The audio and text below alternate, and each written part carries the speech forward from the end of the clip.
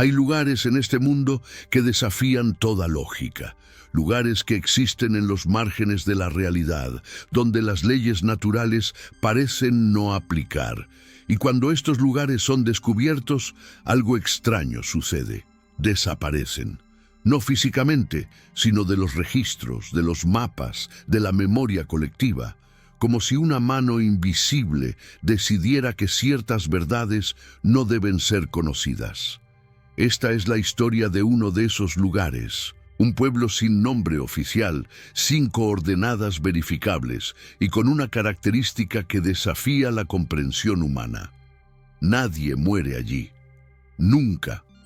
La primera advertencia sobre este lugar llegó en forma de un documento filtrado, un informe gubernamental clasificado que circuló brevemente en foros especializados antes de ser eliminado sistemáticamente de Internet. El documento, fechado en 1987, describía una operación de reconocimiento en una zona montañosa del norte, cerca de la frontera. Los detalles geográficos habían sido censurados, pero el contenido era inquietante. El equipo de reconocimiento reportaba haber encontrado un asentamiento humano no registrado, con aproximadamente 200 habitantes. Lo perturbador no era su existencia clandestina, sino lo que observaron durante las 72 horas que permanecieron en el área. Ningún habitante mostraba signos de enfermedad. No había cementerio. No había niños. Y todos, absolutamente todos, parecían tener exactamente la misma edad, entre 35 y 40 años. El informe fue desestimado inicialmente como un error de observación o una exageración de campo. Pero 3 meses después, un segundo equipo fue enviado. Este nunca regresó, o más precisamente regresó, pero sus miembros no recordaban nada de lo que habían visto. Sus grabaciones habían sido borradas, sus notas confiscadas, y cuando fueron interrogados bajo supervisión médica, todos repetían la misma frase: no había nada allí, solo montañas vacías. La contradicción era evidente. Si no había nada, ¿por qué sus expresiones mostraban terror? Años después, un geógrafo independiente llamado Ernesto Valdivia comenzó a investigar anomalías cartográficas en documentos históricos.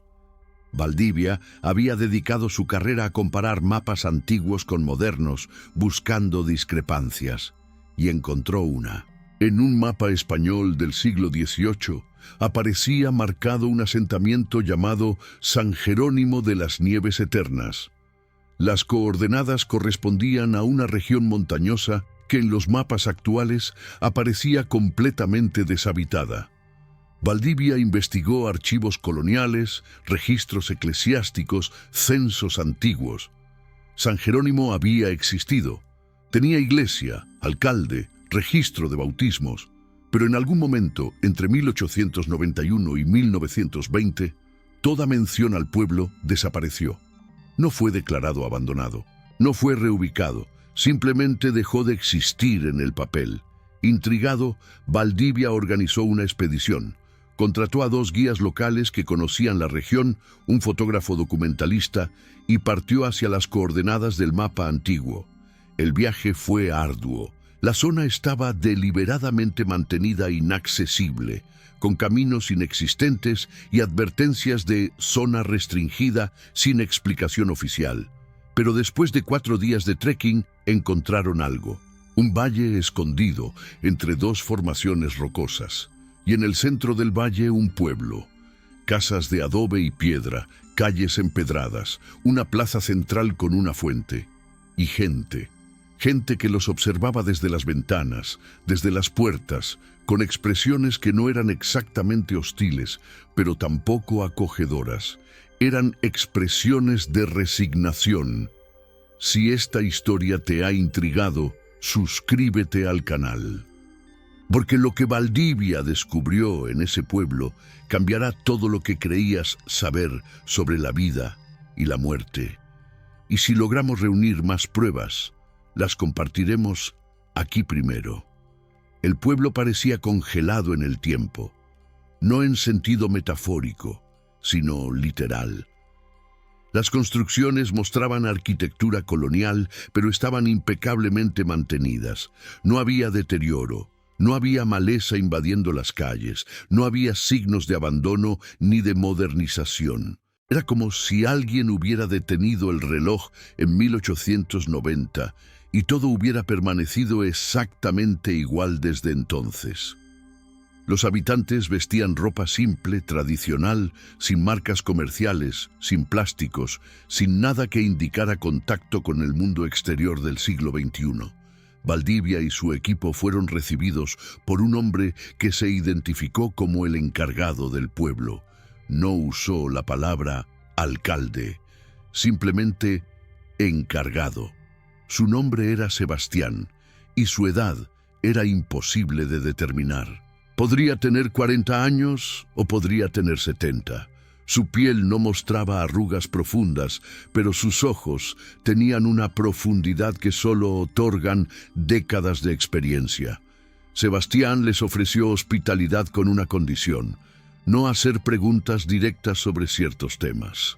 Cuando Valdivia preguntó cuáles temas, Sebastián simplemente respondió: ya lo sabrán. Durante los primeros días, todo parecía extrañamente normal. Los habitantes trabajaban en pequeños cultivos, reparaban sus casas, conversaban en la plaza, pero había ausencias notables. No había niños jugando, no había ancianos sentados al sol, no había mujeres embarazadas, no había enfermos. El fotógrafo, un hombre observador llamado Marcos, comenzó a documentar estas ausencias. Fotografió la plaza vacía de risas infantiles. Fotografió el cementerio detrás de la iglesia. Solo había 20 tumbas, todas con fechas anteriores a 1891. Fotografió los rostros de los habitantes. Todos mostraban la misma edad indefinida, la misma ausencia de marcas temporales. La primera noche, Valdivia no pudo dormir. Había algo en el silencio del pueblo que resultaba antinatural. No era solo la ausencia de ruidos modernos, era la ausencia de cualquier ruido que indicara vida en progreso. No ladraban perros, no cantaban gallos al amanecer, no lloraban bebés. Era un silencio de museo, de lugar preservado pero no vivido. Se levantó y caminó por las calles desiertas. La luna llena iluminaba las casas de adobe, proyectando sombras largas. Y entonces lo vio. Una mujer de pie en una esquina completamente inmóvil, mirando hacia la nada. Valdivia se acercó, pero ella no reaccionó a su presencia. No parpadeaba, no respiraba visiblemente. Era como una estatua de carne. Cuando Valdivia extendió la mano para tocarle el hombro, ella finalmente se movió, girando la cabeza con una lentitud mecánica. «No deberías estar despierto», dijo con voz monocorde, y se alejó caminando con pasos perfectamente medidos, como un metrónomo humano. A la mañana siguiente, Valdivia confrontó a Sebastián. «¿Qué le pasa a esa mujer?». Sebastián suspiró, como si hubiera esperado esa pregunta pero deseado evitarla. «Aquí las cosas funcionan diferente. El tiempo no fluye como en otros lugares. Algunos de nosotros hemos olvidado cómo moverse con naturalidad. Llevamos demasiado tiempo siendo lo mismo». Valdivia no entendió. «¿Cuánto tiempo llevas aquí?», preguntó. Sebastián lo miró con expresión indescifrable. «No lo sé. Dejé de contar hace mucho». La respuesta no era evasiva, era honesta, y eso la hacía más aterradora. Marcos, el fotógrafo, decidió hacer un experimento. Tomó fotografías de los mismos habitantes durante 3 días consecutivos, a la misma hora, con la misma luz. Cuando reveló las imágenes en su laptop, descubrió algo imposible. No solo los habitantes no mostraban cambio alguno, ni siquiera microscópico en su apariencia. Sus posiciones corporales, sus expresiones, incluso la disposición de su cabello eran idénticas, píxel por píxel, como si hubiera fotografiado maniquíes en lugar de personas. Mostró las imágenes a Valdivia, quien inicialmente pensó en un error técnico, pero no lo era. Las fotografías eran diferentes, tomadas desde ángulos ligeramente distintos, con variaciones de luz. Pero los sujetos eran exactamente iguales, estáticos, inmutables. El cuarto día, uno de los guías locales desapareció. Simplemente no estaba en su habitación cuando los demás despertaron. Sebastián explicó con calma que el guía había decidido irse, que había encontrado el camino de regreso solo, pero Valdivia no le creyó. Había visto el terror en los ojos del guía la noche anterior cuando le confesó en susurros: «Este lugar no está vivo, es una trampa, tenemos que irnos». Ahora había desaparecido sin dejar rastro, sin llevarse sus pertenencias, sin despedirse. Valdivia tomó una decisión. Permanecería en el pueblo el tiempo necesario para documentar todo. Si algo extraño estaba ocurriendo, necesitaba pruebas concretas. Marcos compartía su determinación, aunque con creciente nerviosismo. El segundo guía, un hombre de pocas palabras llamado Tomás, se mantuvo en silencio, pero sus manos temblaban constantemente. Sebastián les permitió quedarse sin objeciones, pero con una advertencia: cuanto más tiempo permanezcan, más difícil será partir. Los días siguientes revelaron más anomalías. Valdivia comenzó a entrevistar a los habitantes, haciendo preguntas aparentemente inocuas sobre su historia personal. Las respuestas eran consistentes hasta resultar sospechosas. Todos recordaban haber llegado al pueblo hace tiempo, pero ninguno especificaba cuándo. Todos mencionaban familiares que ya no estaban, pero sin proporcionar detalles sobre muertes o partidas. Todos describían una vida tranquila, rutinaria, sin eventos significativos. Era como si cada habitante recitara el mismo guión con ligeras variaciones. Una mujer llamada Dolores resultó ser más comunicativa que los demás.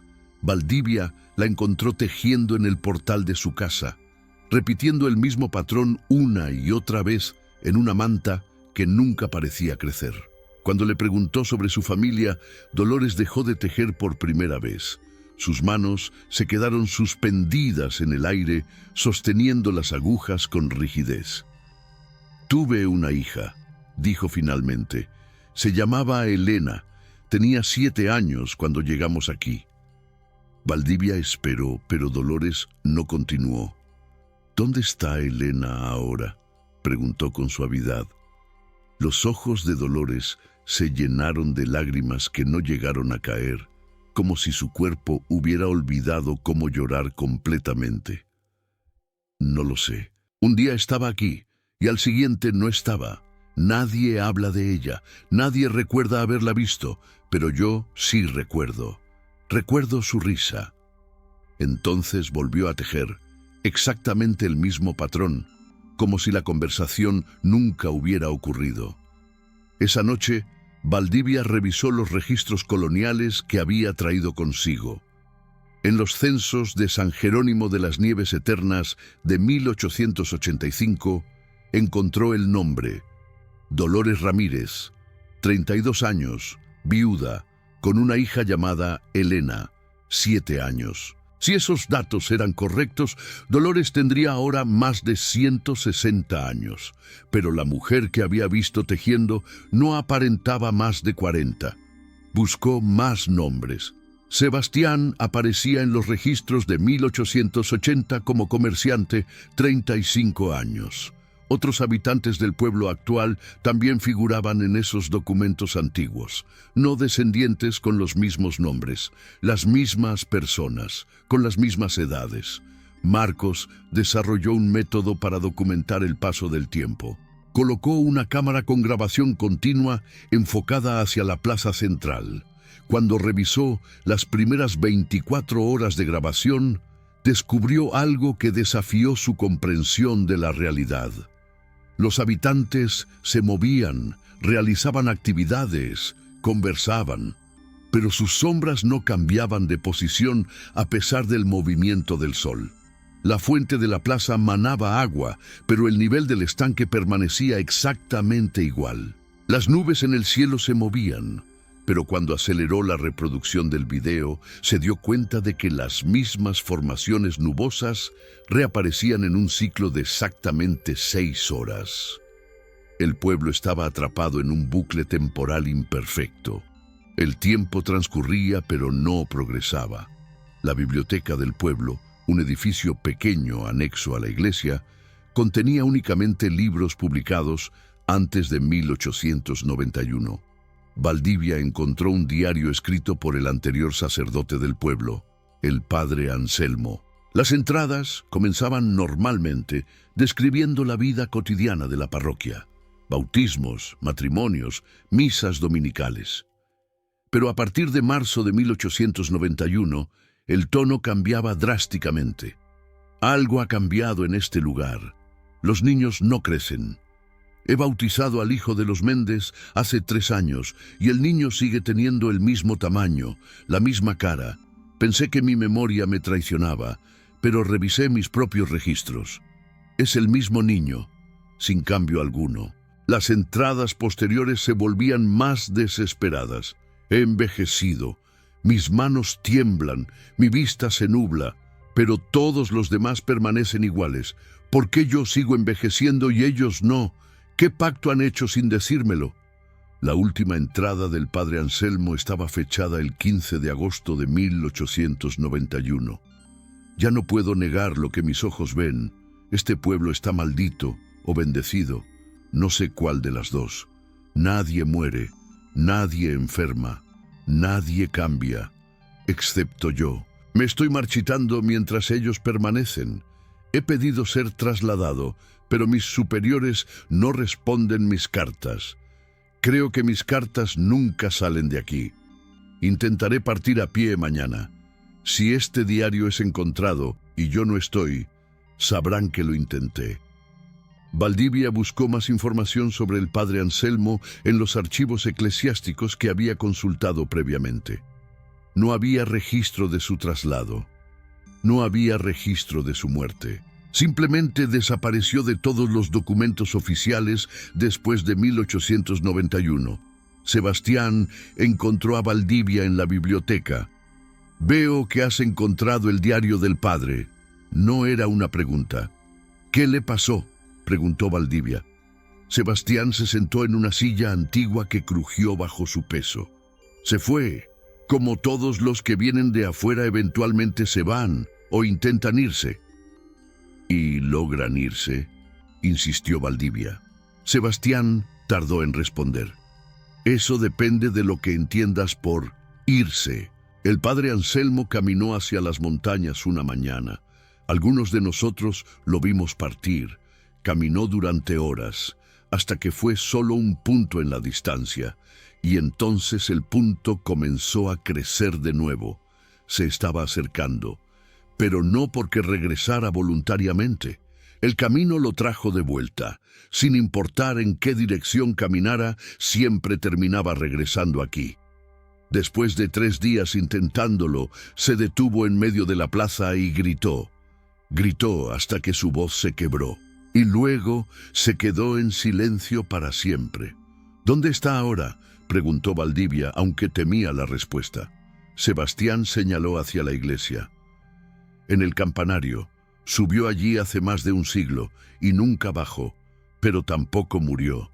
Simplemente se quedó allí, mirando hacia el horizonte, esperando algo que nunca llega.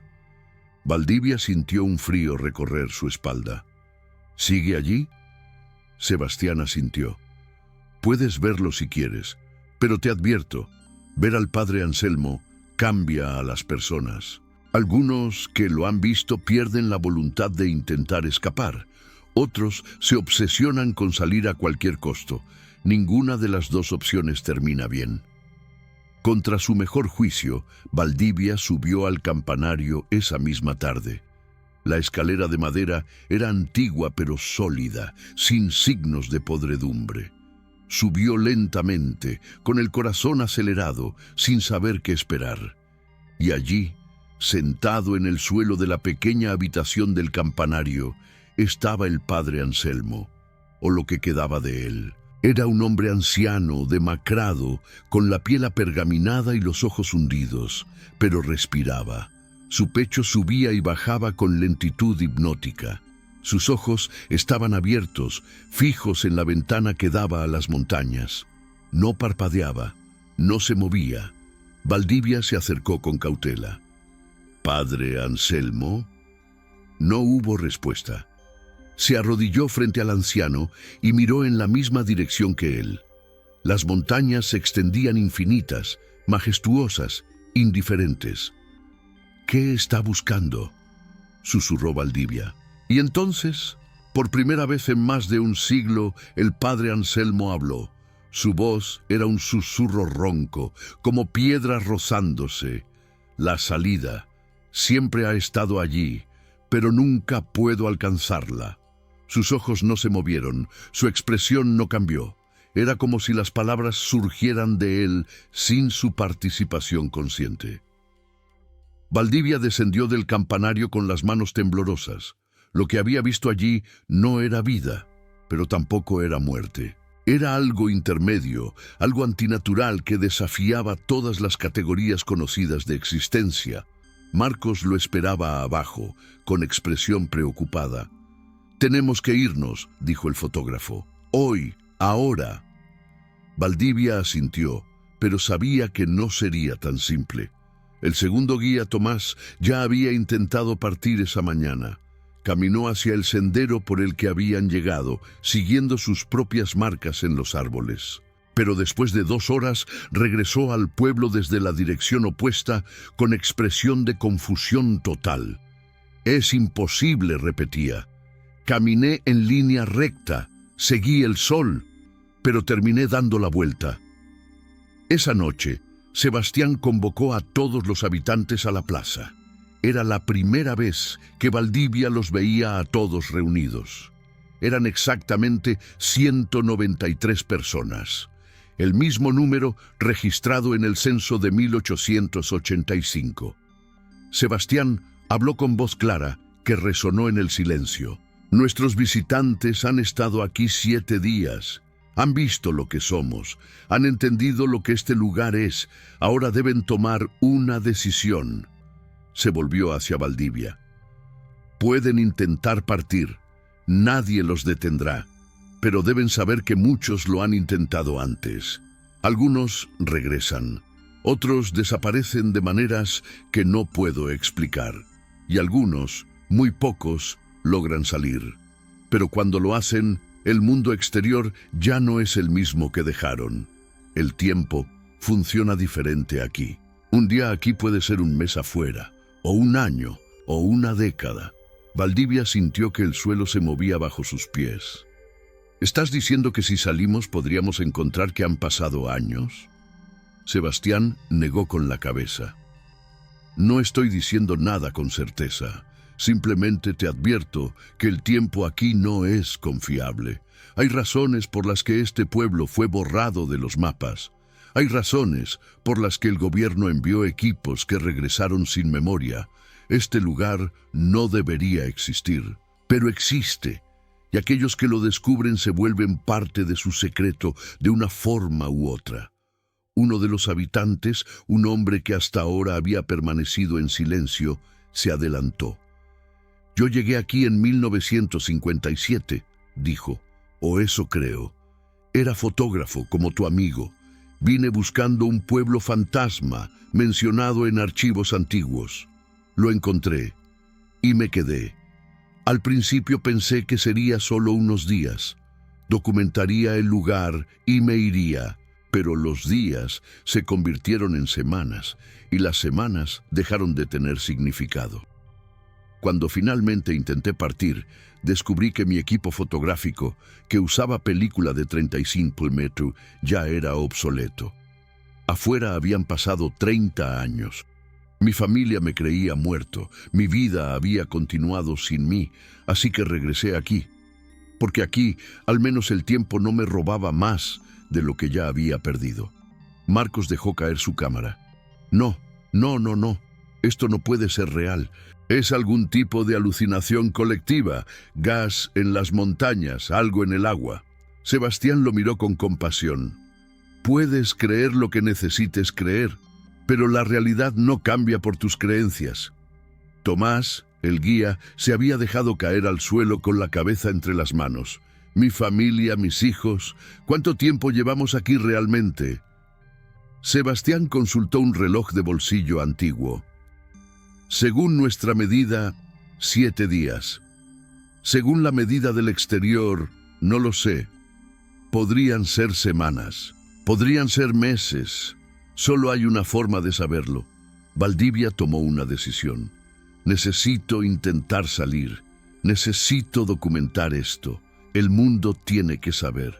Sebastián asintió lentamente. Lo sé. Todos los que vienen aquí sienten esa urgencia. El padre Anselmo también la sintió. Pero antes de que te vayas, hay algo más que debes saber. Condujo a Valdivia hacia un edificio en el extremo del pueblo que hasta ahora había permanecido cerrado. Era una construcción de piedra sin ventanas, con una puerta de madera maciza. Sebastián sacó una llave antigua y abrió la puerta. Adentro había archivos.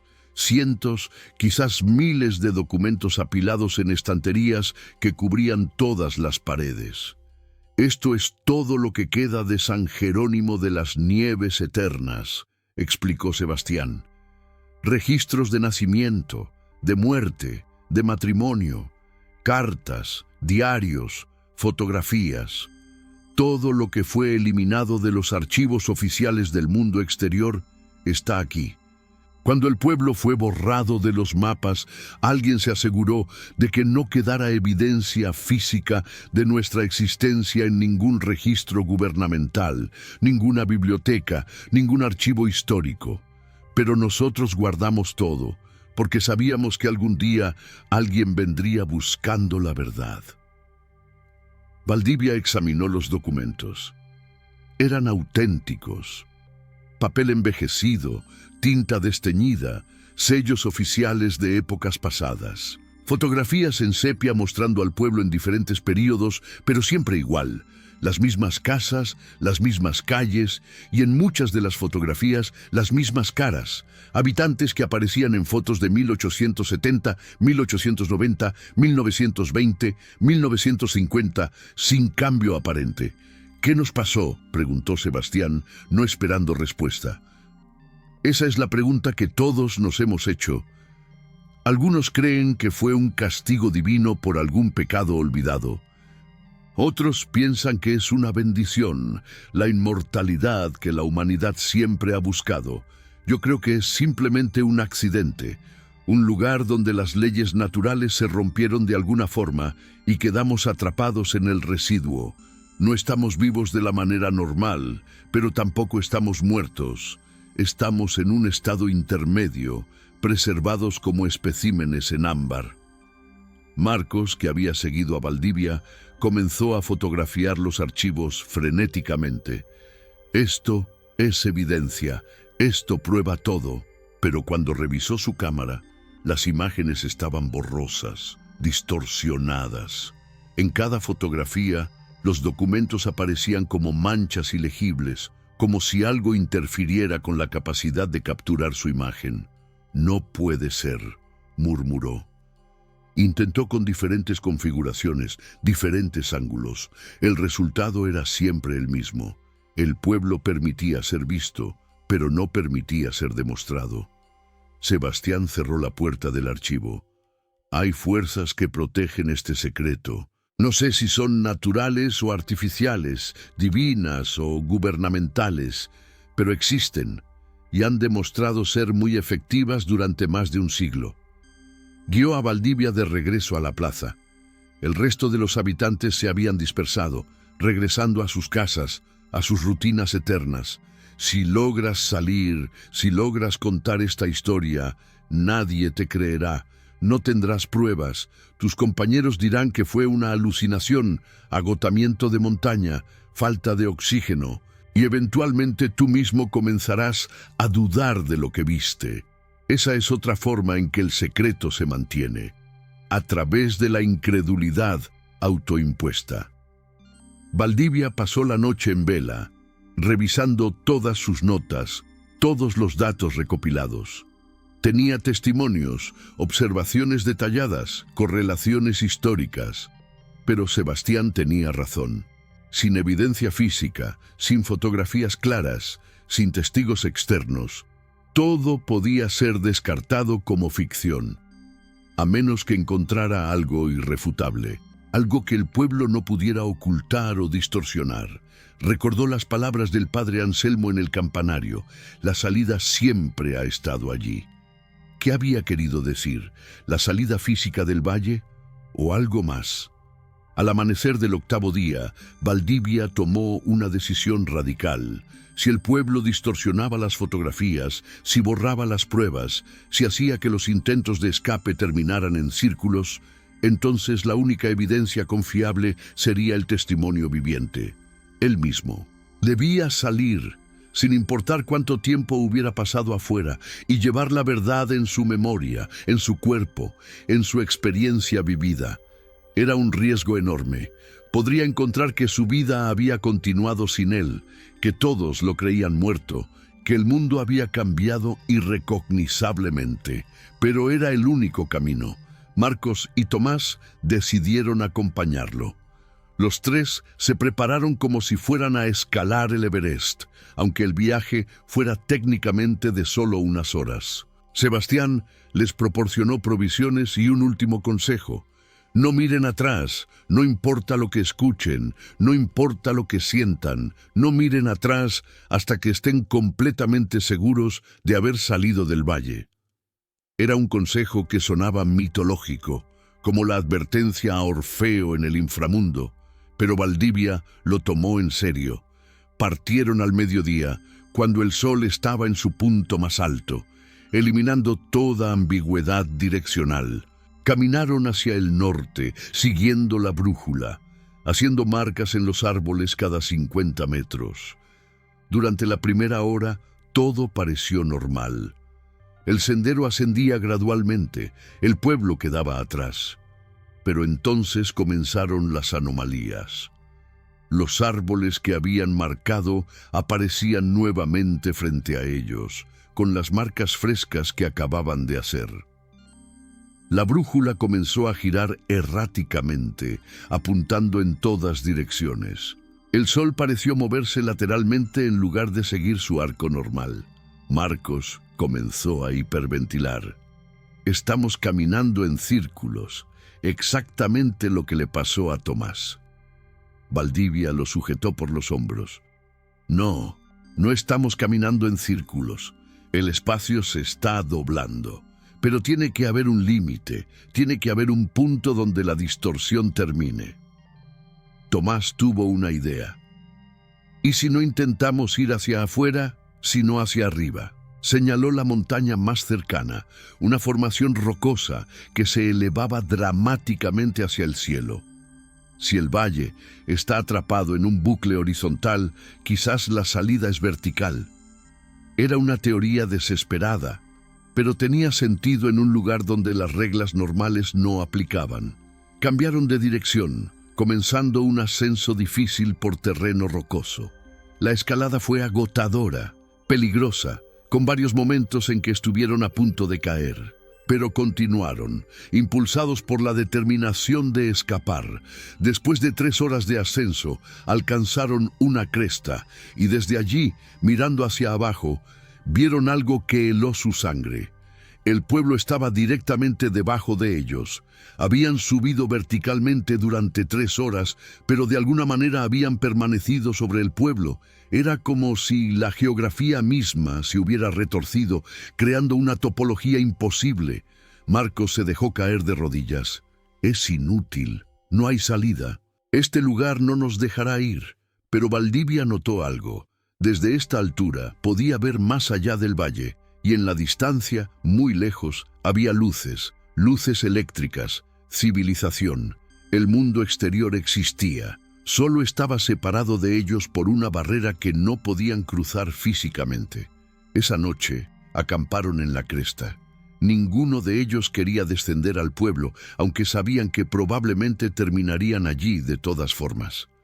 Valdivia miró las estrellas.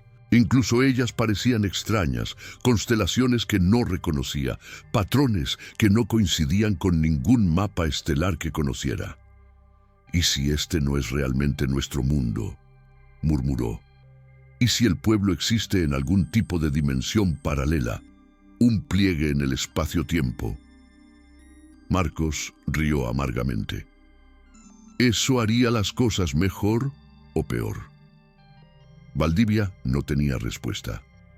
Al amanecer encontraron algo inesperado. Una escalera tallada en la roca, descendiendo por el lado opuesto de la cresta. No estaba allí la noche anterior, estaban seguros, pero ahora era imposible no verla. Los escalones eran antiguos, desgastados por incontables pisadas durante incontables años. Tomás fue el primero en descender, seguido por Marcos, y finalmente Valdivia. La escalera bajaba en espiral, adentrándose en la montaña misma. Después de lo que pareció una eternidad de descenso en oscuridad creciente, alcanzaron un túnel. Y al final del túnel, luz. Emergieron en un lugar que no esperaban. No era el Valle del Pueblo ni las montañas circundantes, era una carretera moderna de asfalto, con líneas pintadas, con señales de tráfico. Un camión pasó rugiendo, levantando polvo. Marcos comenzó a reír histéricamente. «Salimos, realmente salimos». Pero Valdivia estaba revisando su teléfono, que había permanecido sin señal durante todo el tiempo en el pueblo. Ahora tenía señal, tenía mensajes, cientos de mensajes, de su esposa, de su editor, de amigos, y todos estaban fechados. Sintió un nudo en el estómago mientras revisaba las fechas. Habían entrado al valle el 3 de marzo. Según su cuenta, habían pasado 8 días allí. Pero la fecha en su teléfono era 17 de octubre. 7 meses habían transcurrido en el mundo exterior. Tomás colapsó al leer las noticias en su propio teléfono. Su hijo había tenido un accidente automovilístico 3 meses atrás. Estaba en el hospital durante semanas y Tomás no estuvo allí. Había sido declarado desaparecido, buscado por autoridades, dado por muerto eventualmente. Marcos revisaba frenéticamente las redes sociales, leyendo las publicaciones de su familia, sus amigos, viendo cómo su vida había continuado en su ausencia. Algunos lo habían olvidado ya, otros seguían buscándolo. Era como leer la historia de su propia muerte sin haber muerto realmente. Valdivia intentó procesar la magnitud de lo ocurrido. 7 meses. Habían perdido 7 meses de sus vidas en 8 días. Y si hubieran permanecido más tiempo en el pueblo, ¿cuánto más habrían perdido? ¿Años? ¿Décadas? Entendió entonces por qué algunos habitantes del pueblo habían decidido quedarse. Cuando regresas y descubres que tu mundo ha seguido sin ti, que las personas que amabas han seguido adelante, que tu lugar en la sociedad se ha cerrado, volver al pueblo puede parecer la opción menos dolorosa. Al menos allí el tiempo no te roba más de lo que ya perdiste. Un automóvil se detuvo. Una pareja de turistas preguntó si necesitaban ayuda. Valdivia, Marcos y Tomás se miraron entre sí. ¿Cómo explicar dónde habían estado? ¿Cómo justificar 7 meses de ausencia? Valdivia tomó la palabra. Nos perdimos en las montañas. Estuvimos desorientados. Finalmente encontramos el camino de regreso. Era una versión simplificada, despojada de toda verdad real, pero era lo único que podrían decir sin sonar dementes. La pareja los llevó al pueblo más cercano, donde las autoridades fueron notificadas, donde comenzaron los interrogatorios, donde Valdivia tuvo que repetir la historia inventada una y otra vez hasta que él mismo casi la creyó. 6 meses después del escape, Valdivia intentó publicar su investigación. Ningún editor académico la aceptó. Insuficiente evidencia, decían. demasiado fantástico para ser creíble, argumentaban otros. Intentó con medios populares, con revistas de misterios. Algunos publicaron versiones editadas, tratando la historia como leyenda urbana, como entretenimiento, nunca como hecho. Las fotografías que Marcos había tomado eran inútiles, borrosas, inadmisibles como evidencia. Los documentos históricos que Valdivia había consultado antes de la expedición habían sido reclasificados, según le informó el archivo. Ya no estaban disponibles para consulta pública. Incluso el mapa del siglo XVIII que mostraba San Jerónimo de las Nieves Eternas había desaparecido de la colección donde lo encontró. Si encuentras valor en estas historias que desafían la realidad, comparte este video, porque hay verdades que no pueden ser demostradas, solo testimoniadas.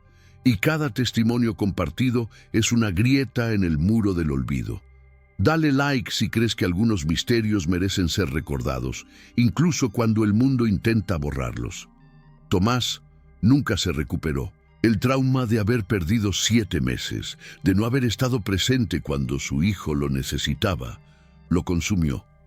Dejó de hablar sobre el pueblo, dejó de intentar convencer a otros. Simplemente se hundió en una depresión silenciosa de la que nunca emergió. Marcos continuó fotografiando, pero algo había cambiado en su trabajo. Sus imágenes se volvieron obsesivas, repetitivas, como si intentara capturar algo que siempre se le escapaba. Eventualmente dejó la fotografía por completo. Valdivia se convirtió en uno de esos investigadores marginales, mencionado en foros de internet, entrevistado ocasionalmente por podcasts de misterios, nunca tomado completamente en serio. Pero continuó investigando. Encontró otros casos, otros pueblos que habían desaparecido de los mapas sin explicación, otros testigos que habían experimentado distorsiones temporales en lugares remotos. Ninguno tan extremo como San Jerónimo, pero todos siguiendo patrones similares. Y en cada caso, cuando intentaba profundizar, encontraba interferencia, archivos clasificados, testigos que retractaban sus testimonios, evidencia que desaparecía. Una noche recibió un paquete sin remitente. Dentro había una fotografía clara, nítida, perfectamente enfocada. Mostraba la plaza de San Jerónimo de las Nieves Eternas, y en la plaza, de pie junto a la fuente, estaba Sebastián, mirando directamente a la cámara. En el reverso de la fotografía, escritas con letra antigua pero tinta fresca, había solo 3 palabras: siempre estamos aquí. Valdivia nunca supo quién envió la fotografía.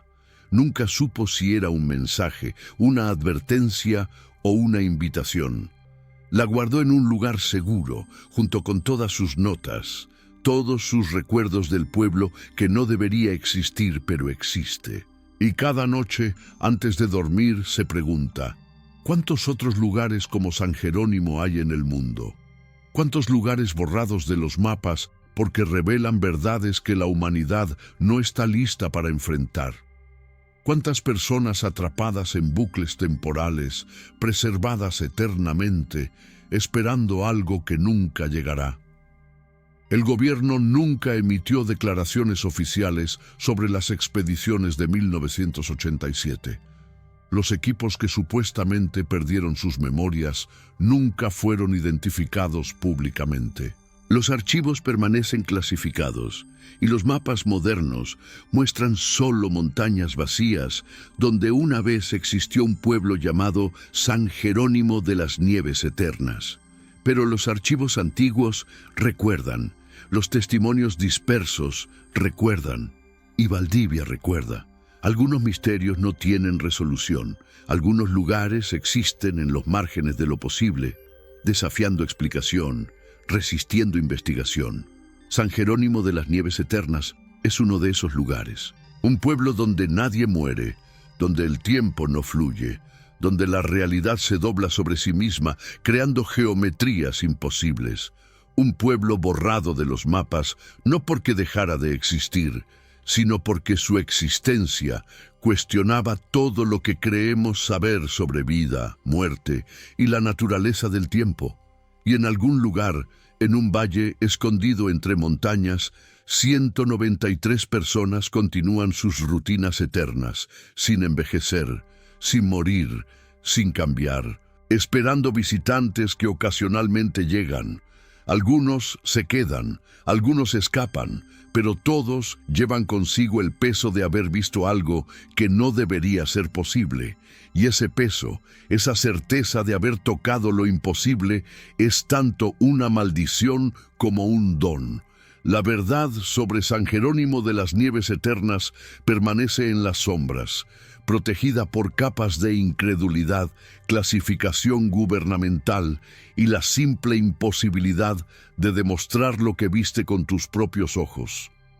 Pero está allí, siempre ha estado allí, y siempre estará allí, esperando al próximo investigador curioso que siga los mapas antiguos hacia un valle que oficialmente no existe.